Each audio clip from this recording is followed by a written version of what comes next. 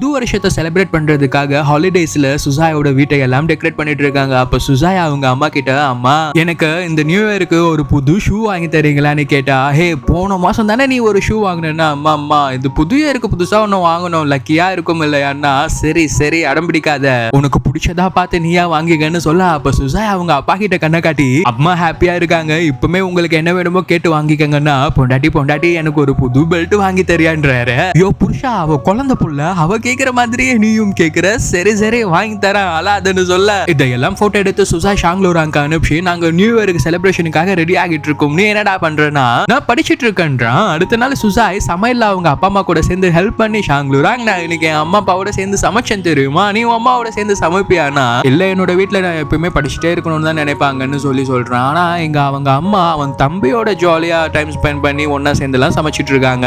அப்புறம் இன்னொரு நாள் ஷாங்லூராங்க, இன்னைக்கு என்னோட அம்மா அப்பா வீடை ஃபுல்லா கிளீன் பண்ண சொல்லிட்டு வேலைக்கு போயிட்டாங்கடா, ஒரு குட்டி பாப்பா எப்படி வீடை ஃபுல்லா கிளீன் பண்ண முடியுமா, எனக்கு கிளீன் பண்ணி கையெல்லாம் வலிக்குதுன்றாங்க. சரி நீ என்னடா பண்றேன்னா, நான் லைப்ரரியில படிச்சுட்டு இருக்கேன்றான். அடே நீ படிப்பாளித்தான் நான் நம்புறேன், அதுக்குன்னு இப்படியா ஏதாச்சும் ஜாலியா ஃபன்னா பண்றான்னா, ஜாலி ஃபன்னுனா என்னன்னு கேட்க, அட மக்கு ஷாங்லூராங், ஜாலி ஃபன்னுனா எப்பவுமே நம்ம பக்கத்துல யாராச்சும் இருக்கணும்ட்டுலாம் அர்த்தம் கிடையாது, நாம தனியா இருக்கும் போதும் மனசுக்கு சந்தோஷமான விஷயங்களை பண்ணி நம்மள அறியாமலேயே நம்ம முகத்துல புன்னகையோட இருந்தோம்னா அதுதான் ஜாலின்னு சொல்ல, உடனே ஷாங்லூராங் அடுத்த நாள் அவனோட சுசுவை, அதான் அவனோட பெட் டாக கூட்டிட்டு பீச்சுக்கு போய் ஜாலியா டைம் ஸ்பெண்ட் பண்ணி போட்டோலாம் எடுத்து சுசாய்க்கு அனுப்பிச்சா. அந்த சுசுவா நான் இருந்திருக்கணும்லன்ட்டு இவங்க எங்க ஃபீல் பண்ணிட்டு இருக்காங்க.